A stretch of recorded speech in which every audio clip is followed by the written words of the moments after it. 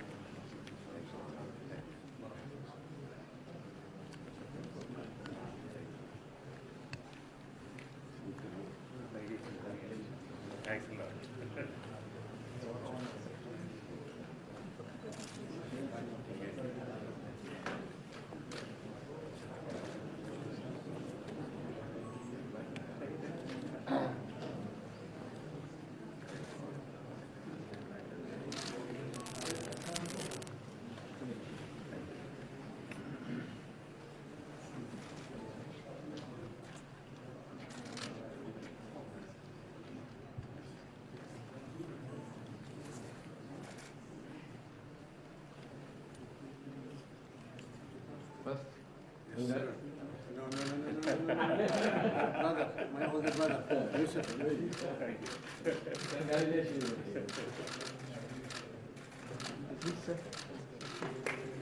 Ça va, un peu c'était?